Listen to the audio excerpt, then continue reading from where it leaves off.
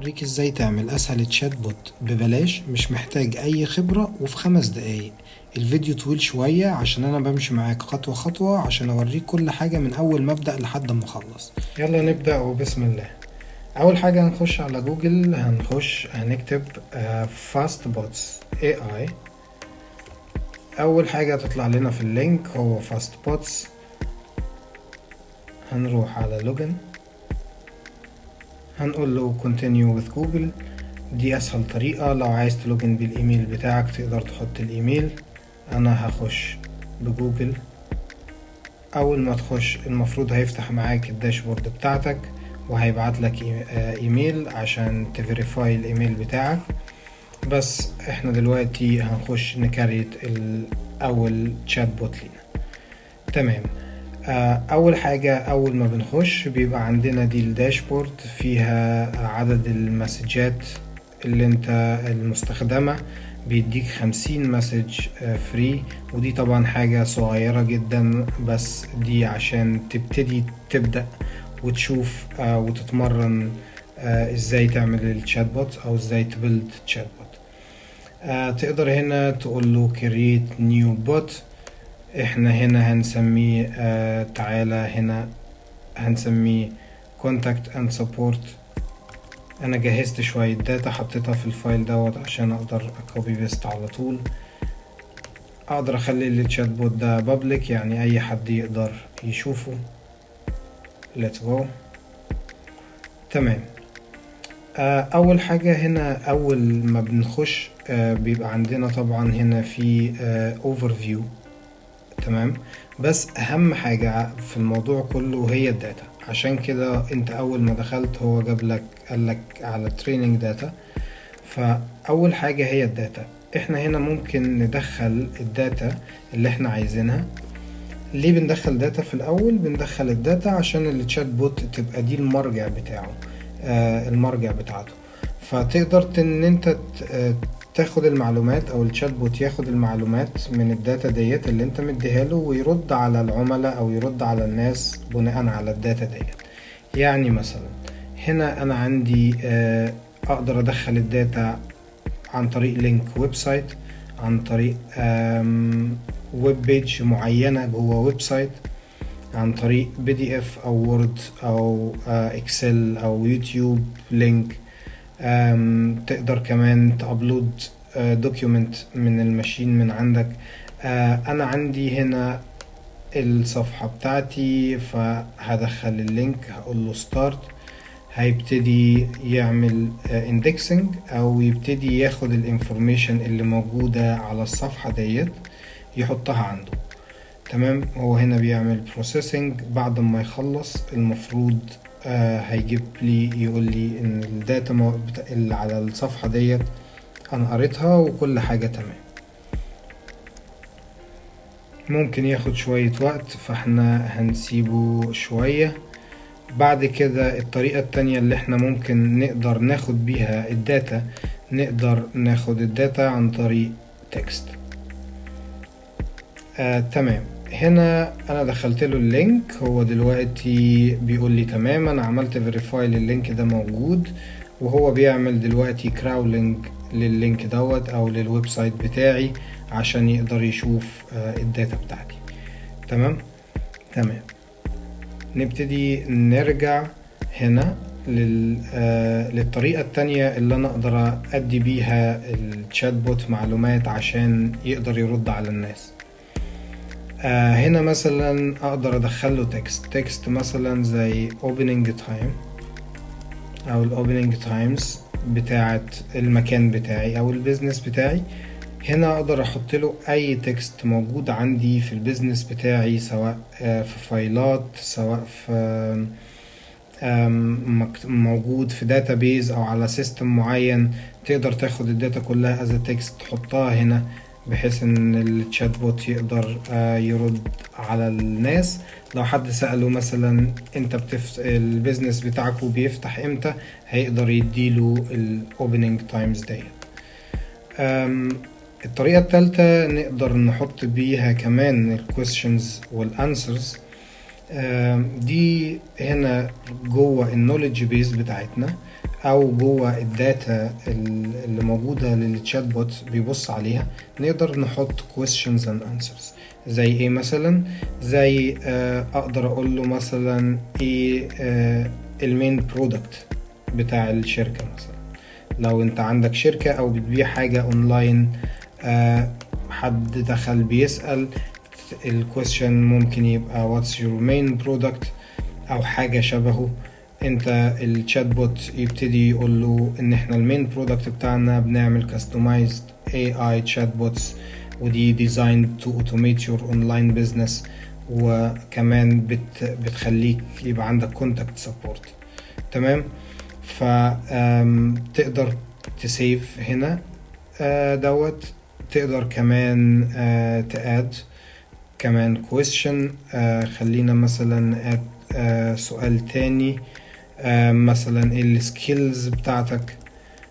مثلا خلينا نحطها كده software programming،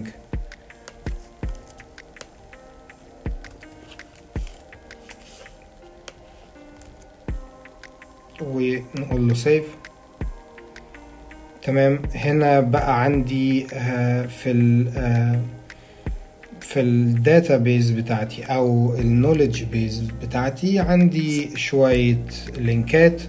عندي هنا اللينكات تقدر تشوفها في الكراود لينكس. تمام. عندي تكست انا كنت مدخله، لو عايز تزود عليه هتزود عليه تاني. تمام. الخطوة التانية ان احنا نبتدي نتيون ال AI بتاعنا او نحدد ال AI بتاعنا هيشتغل ازاي بالظبط. اول حاجة بنختار الموديل بتاع ال AI. على الفري فيرجن هنا طبعا تشات جي بي تي 4 ده الديفولت، هنسيبه زي ما هو. هنا ال AI creativity دي معناها ايه؟ معناها ان ال AI هيبقى creative قد ايه وهو بيرد على الناس. طبعا احنا مش عايزين نعليه قوي، مش عايزين نوطيه قوي، بس طبعا لو انت عايزه يرد بس بناء على الداتا اللي موجودة عندك المفروض تخليها 0 عشان ال AI ما يسرحش بخياله كده زي ما بنقول ويديله إجابة مش موجودة. الأحسن في الحالة دي إن ال AI يقول لأ أنا معرفش أو أنا مش عندي المعلومات ديت. تمام. فأنا هسيبه 0 هنا. تاني حاجة ال AI instruction prompt، ودي أهم حاجة موجودة هنا. تقدر تختار تقول له مثلا الطبيعة بتاعة الايجنت بتاعك ايه. لو احنا مثلا هنا عندنا تيك سبورت هنقول له تيك سبورت، هيختار لنا البرومبت. تقدر انت تعدل البرومبت دوت. انا هنا كتبت برومبت، هناخد البرومبت دوت هسيبه لكم في الديسكريبشن. هنحط البرومبت دوت وبعد كده هنقول له save وهنقول له add البرومبت دوت. تمام. بعد كده هيبقى عندنا test your bot. كده البوت بتاعنا مبدئيا المفروض يكون شغال. المفروض ابعت له حاجة او اسأله على حاجة انا مدخلها عندي ويرد عليا بالاجابة المتوقعة. هنا هقول له what is your opening times. رجع لنا الداتا اللي احنا كنا مدخلينها بالظبط، وكده هو شاف الداتا اللي عندنا ورد علينا بالاوبننج تايمز. تمام. بعد كده هيكون عندنا الابيرنس او الشكل بتاع الشات بوت بتاعنا هيظهر ازاي. هنا التايتل ممكن تخليه مثلا هنا مثلا نخليه خلات كونتاكت اند سبورت. بعد كده هنا الويلكم مسج اللي هي بتظهر هنا تقدر تعدلها. تقدر كمان تخلي فيه ويلكم مسج بوب اب، يعني اول ما يعني show introductory message above chat launch circle. يعني لما يخش على الويب سايت يبقى فيه introduction message كده او introductory message بتظهر تطلع لك فوق الايكون هنا او فوق الشات بوت ايكون. بعد كده في suggestions، دي ال questions اللي انت تبقى عايز اليوزر او اليوزرز بيسألوها على طول. يعني مثلا tell me about مثلا tell me about your product.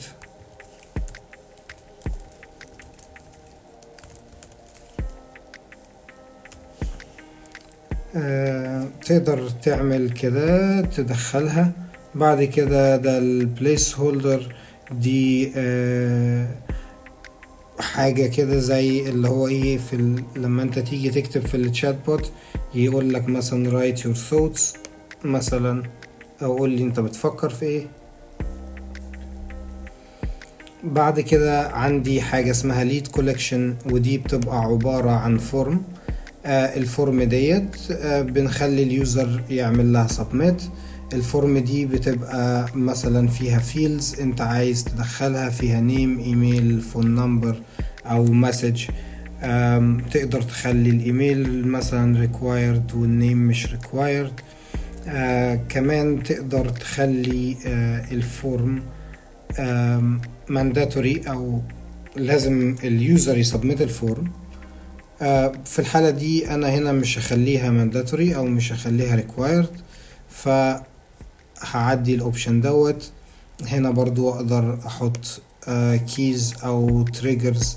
لو المسج بتكونتين كذا مثلا يبقى انت تشو فورم معينة او تظهر له فورم معينة.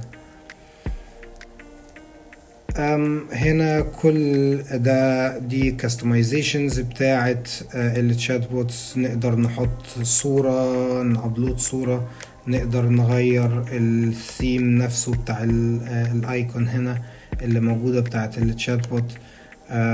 هنا الباك جراوند نقدر نخليها مثلا غامقة شوية، دي الباك جراوند بتاعت اليوزر تشات. تمام.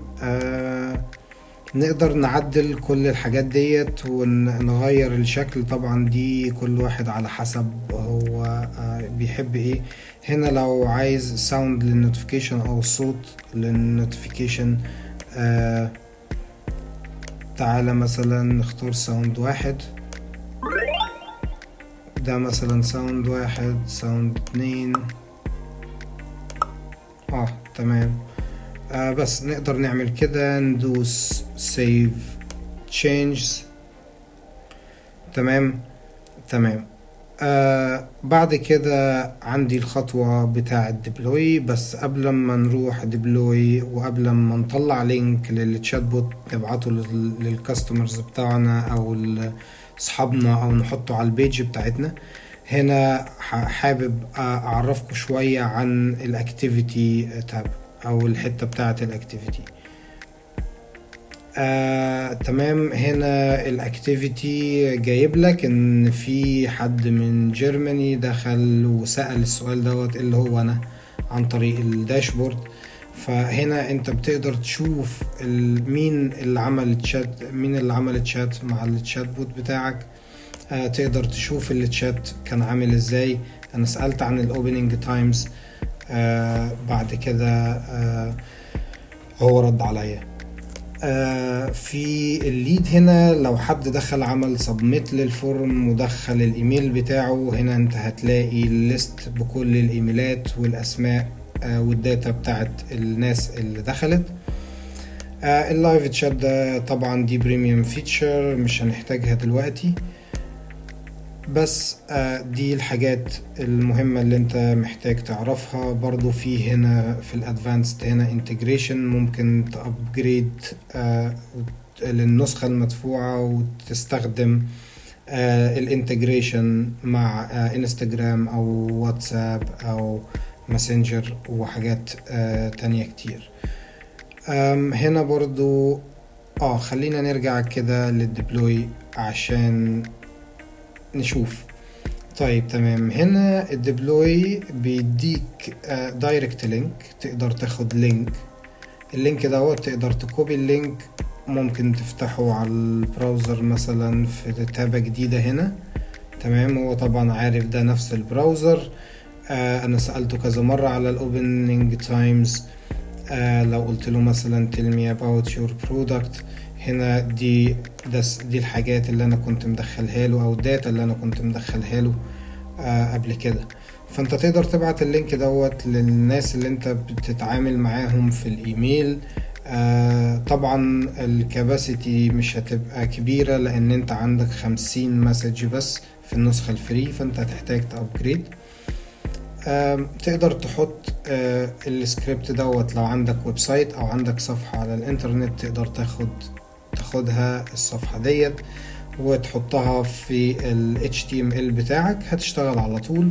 او تخلي الشات بوت مفتوح as an iframe في الصفحة بتاعتك. تقدر برضو تنزل الكيو ار كود وتبعته للناس، يخش يسكان الكيو ار كود ويبتدي للشات دوت. خلينا هنا نشوف الشات دوت شغال ازاي على الويب سايت. ده الشات بوت بتاعي على الويب سايت، ده بيرد على الريكروترز. وده هنا نقدر اخد نيو شات هنا. اقدر اقول له مثلا، هنا بيقول لي hi there how can what should I call you. هنا هقول له مثلا x y z. هيقول لي hi x y z how can I assist you today. دلوقتي اقدر اختار حاجة من الكويستشنز اللي انا كنت حاططها له، او ask another question. وكده تقدر تتعامل مع الشات بوت. في فريموركس او تولز تانية كتير زي فويس فلو، زي شاتلينج، زي NNN او N8N. وده مثلا انت بتكريت من عليه ورك فلو، حاجات زي كده. دي ورك فلو انا شغال عليها دلوقتي. بتاخد من جوجل درايف، بتحطها في فيكتور داتابيز، وبعد كده في تشات ايجنت. التشات ايجنت دوت انت بتسأله بيروح يبص على الفايلز او الداتا اللي موجودة في الداتابيز اللي هي جاية من جوجل درايف، ويبتدي يدسبلاي او يشو الحاجات دي لليوزر. فالشات بوت ده ربط كل حاجة في مكان واحد. تقدر تسأل الشات بوت في اقل من ثواني بيكون راجع لك الريسبونس، وراجع لك عدد الوحدات اللي موجودة في المكان دوت بالاسعار بكل حاجة. تمام، يا رب اكون فدتكم النهاردة. ولو حابين تعرفوا اي تولز تانية اكتبولي في الكومنتات، واحنا ان شاء الله نعمل عنها حلقة تانية. اشوفكم على خير.